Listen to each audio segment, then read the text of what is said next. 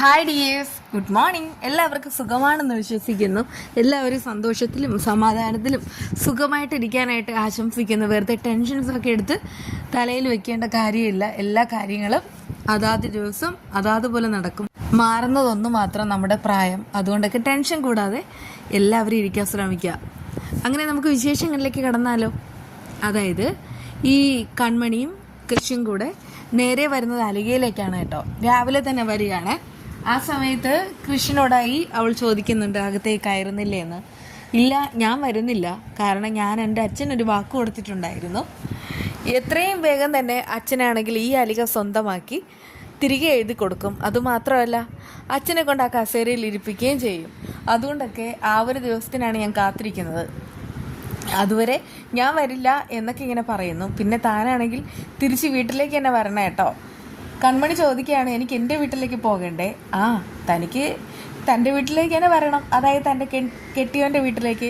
അത് കേട്ട് അവൾ ആസ്വദിച്ചിരിക്കുന്നുണ്ട് കേട്ടോ. അങ്ങനെ അവർ അങ്ങോട്ടും ഇങ്ങോട്ടും പോകാൻ നേരത്താണ് ജയമോഹൻ്റെ വരവ്. ആ സമയത്ത് കൃഷി പറയുന്നുണ്ട്, ഞാൻ എന്തിനാ അവിടെ നിൽക്കുന്നത് എന്നുള്ളൊരു ചോദ്യം വേണ്ട. ഇത് കൺമണി, ഞാൻ കെട്ടാൻ പോകുന്ന പെൺകുട്ടി. ഇവളെ കൊണ്ടുവിടാനും കൊണ്ടുപോകാനുമുള്ള സ്വാതന്ത്ര്യം എനിക്ക് എപ്പോഴും ഉണ്ട്. അതുകൊണ്ട് മാത്രമാണ് ഞാനിങ്ങോട്ട് വന്നത്. കൺമണി, എനിക്കൊരു പ്രധാനപ്പെട്ട കാര്യം ചോദിക്കാനുണ്ട്. മാനസ എങ്ങാനും വിളിച്ചിരുന്നോ? മാനസയ്ക്ക് എന്താ സംഭവിച്ചത്? നിങ്ങൾ രണ്ടുപേരും അറിയാതെ അവൾക്കൊന്നും സംഭവിക്കില്ല. അവൾ എവിടെയുണ്ട് എന്നൊക്കെ ഇങ്ങനെ ജയമോഹൻ ഓരോരോ ചോദ്യങ്ങൾ ചോദിക്കുന്നു. അത് കേട്ട് കൃഷ്ണൻ ചിരിക്കാണ്. എന്നിട്ട് പറയുന്നുണ്ട്, അയ്യോ മാനസ, ഞങ്ങൾക്ക് എന്തെങ്കിലും ചെയ്യാൻ കഴിയുമോ? അവൾ വലിയ പുള്ളിയല്ലേ, അവൾ ഭയങ്കര മിടുക്കിയല്ലേ. അതായത് നിങ്ങളുടെ മകളല്ലേ, അവളെവിടെയെങ്കിലും ഉണ്ടാവും. നമുക്കൊന്നും അവളെ ഒന്നും ചെയ്യാനായിട്ട് കഴിയില്ല. അവൾക്ക് ഭയങ്കര കോൺഫിഡൻസ് അല്ലേ. പിന്നെ ഇങ്ങനെയുള്ള ഓരോരോ സംഭവങ്ങൾ നിങ്ങളായിട്ട് മറ്റുള്ളവരുടെ ജീവിതത്തിൽ ഉണ്ടാക്കിയിട്ടുണ്ട്. അതുകൊണ്ടാണ് നിങ്ങൾക്കും ഇങ്ങനെയൊരു സമാധാനക്കേട്. അതങ്ങോട്ട് അനുഭവിക്കുക എന്നല്ലാതെ മറ്റുള്ളവരുടെ മേൽ പഴി ചാരാനായിട്ട് വരണ്ടെന്നൊക്കെ കൃഷി ഇങ്ങനെ തീർച്ചയായിട്ടും പറയുന്നുണ്ട് കേട്ടോ. കൺമണിയുടെ മേൽ മെക്കിട്ട് കയറാൻ നിൽക്കുകയും വേണ്ട എന്നുള്ള കാര്യം അറിയിക്കുകയാണ്. അങ്ങനെ ജയമോഹന് കിട്ടാനുള്ളത് അയാൾ മേടിച്ച് കൂട്ടുകയാണ്. എന്നിട്ട് നേരെ അകത്തേക്ക് പോകുന്നുമുണ്ട്. അതേസമയം അകത്താണെങ്കിൽ മാനസ ഉണ്ടല്ലോ, വരുണാണെങ്കിൽ ഒരു ചെറിയൊരു ഇളക്കം. ചെറുതെന്ന് പറയാൻ പറ്റില്ല, ഒരു വലിയൊരു ഇളക്കം തന്നെയാണ്. എതിരെയാണെങ്കിൽ മാനസയുടെ അടുക്കൽ വന്നിട്ട് അവൻ ചോദിക്കുകയാണ്, വിശക്കുന്നുണ്ടോ? ആ സമയത്ത് അവൾ പറയുന്നുണ്ട്, അതെ, എനിക്ക് നല്ല വിശപ്പ്. ഇവിടെ ഒന്നുമില്ല, ഞാൻ വെറുതെ ചോദിച്ചെന്നേ ഉള്ളൂ. അങ്ങനെയെങ്കിലും ഒന്ന് ആശ്വസിപ്പിക്കാമല്ലോ. ഇവൻ്റെ കാര്യം എന്നൊക്കെ പറഞ്ഞിട്ട് മാനസ ഭയങ്കരമായിട്ട് ദേഷ്യപ്പെടുന്നുണ്ട് കേട്ടോ. ഇതിനിടയ്ക്ക് അവൾ പറയാണ്, അതെ, എനിക്ക് പേടിയാവുന്നുണ്ട്. കാരണം നാളെയാണ് മീഡിയാസിനെ വരാനായിട്ട് ഞാൻ പറഞ്ഞിട്ടുള്ളത്. അവർ ഉറപ്പായിട്ട് ഇവിടെ എത്തും. കൺമണിയും കൃഷിയുമാണെന്ന് കരുതിയിട്ട് അവർ ഫോട്ടോസും വീഡിയോസും എല്ലാം ന്യൂസ് ചാനലിൽ കൊടുക്കുകയും ചെയ്യും. ഇപ്പോൾ നമ്മൾ തമ്മിൽ ബന്ധം ഇല്ലെങ്കിലും ഇങ്ങനെയുള്ള കാര്യം അറിഞ്ഞാൽ ഉറപ്പായിട്ടും നമ്മൾ തമ്മിൽ ബന്ധം ഉണ്ടാക്കാനായിട്ട് അവർ ശ്രമിക്കും. നമ്മൾ തമ്മിൽ എന്തൊക്കെയോ ബന്ധമുണ്ടെന്ന് അവർ വരുത്തി തീർക്കുകയും ചെയ്യും. അത് കേട്ട് വരുണ് ഭയങ്കരമായിട്ട് സന്തോഷം ഉണ്ടാവുന്നുണ്ട് കേട്ടോ. പക്ഷെ അവളുടെ മുന്നിലാണെങ്കിൽ ഒന്നും പറയാനും കഴിയില്ല. അയാൾ പക്ഷെ മനസ്സിൽ പറയുന്നുണ്ട്, കൺമണിയുടെ അത്ര പോരാ, പക്ഷേ ഇതെങ്കിലും ഇത് അടിപൊളി. എന്നിട്ടിങ്ങനെ വെള്ളം ഇറക്കി നിൽക്കുകയാണ് കേട്ടോ. ആ സമയത്താണെങ്കിൽ അവനാണെങ്കിൽ ഭയങ്കരമായിട്ട് സന്തോഷമാവുന്നുമുണ്ട്. ഇവളെ എങ്ങനെയെങ്കിലും അടിച്ചെടുത്ത് കെട്ടണം എന്ന് മാത്രമാണ് അവൻ്റെ ഇപ്പോഴുള്ള ഏക ചിന്ത. എൻ്റെ പൊന്നു വരണേ, എൻ്റെ ചിന്ത എന്താണെന്ന് അറിയാവോ? ഇതിപ്പോൾ എൻ്റെ കൂടെ മറ്റാരുമെങ്കിലും ഉണ്ടായിരുന്നെങ്കിൽ കുഴപ്പമില്ലായിരുന്നു. പക്ഷെ നീ ആയിപ്പോയി.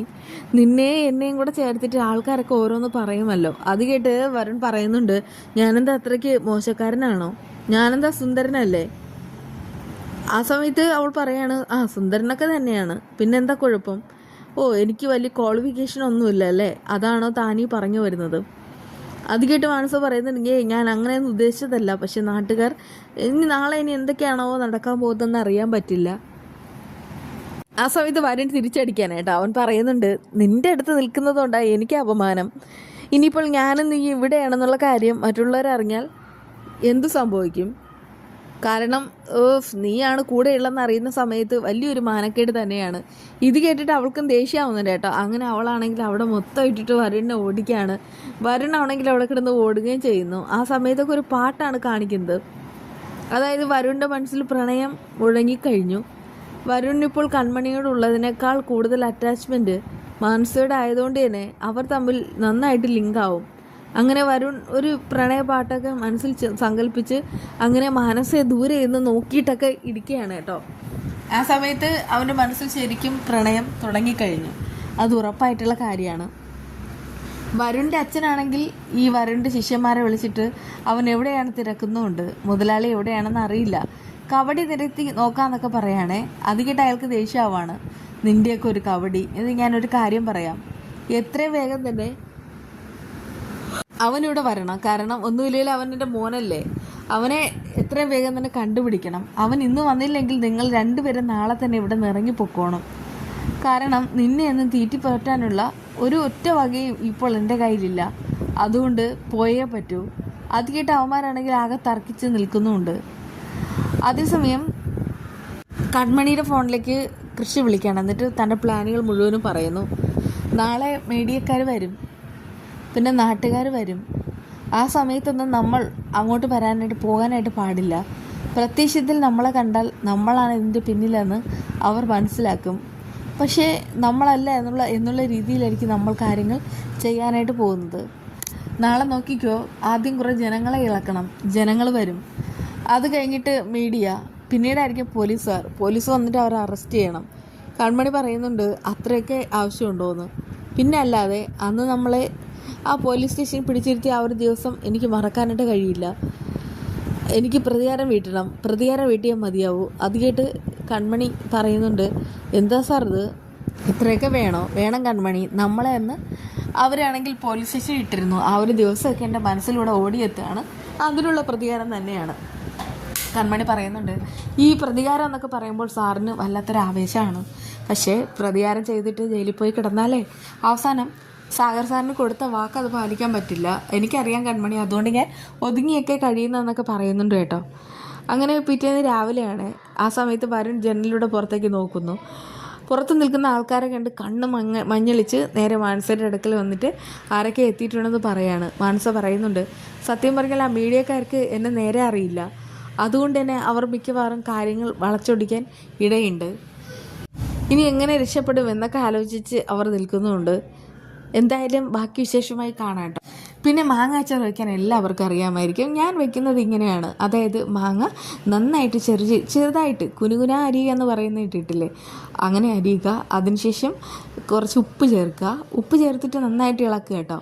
ഇളക്കിയിട്ട് ഒരു ദിവസം ഫുള്ള് വെച്ചിരുന്നാൽ അതിൻ്റെ ആ ഒരു ഉപ്പെല്ലാം നന്നായിട്ട് പിടിച്ചിരിക്കും. സാധാരണ ഉപ്പും കായപ്പൊടിയാണ് ചേർത്ത് വയ്ക്കുന്നത്. പക്ഷേ ഇതിപ്പോൾ ഞാൻ പെട്ടെന്ന് ഉണ്ടാക്കണമായിരുന്നു, അതുകൊണ്ട് തന്നെ അടുപ്പത്താണെങ്കിൽ സൺഫ്ലവർ ഓയിലാണ് ഒഴിച്ചത്. കടുകും പിന്നെ ഉലുവയും പൊട്ടിച്ചു. അതിനുശേഷം കാശ്മീരി മുളക് പൊടി ഇട്ടു. പിന്നെ ഇഞ്ചി വെളുത്തുള്ളി കൂടെ ഓൾറെഡി അതിലിട്ടിട്ടുണ്ട്. എന്നിട്ട് ഇതെല്ലാം നമുക്ക് നന്നായിട്ട് തന്നെ ഒന്ന് മിക്സ് ചെയ്തെടുക്കാം. അരപ്പ് ചൂടാറിയതിന് ശേഷം നമുക്കാണെങ്കിൽ കട്ട് ചെയ്ത് വെച്ചിരിക്കുന്ന ആ ഒരു മാങ്ങ ചേർത്ത് കൊടുക്കാം. എന്നിട്ട് അതുകൊണ്ട് ഇളക്കിയെടുക്കാം. അടിപൊളിയാണ്, എല്ലാവരും ഒന്ന് ട്രൈ ചെയ്യുക.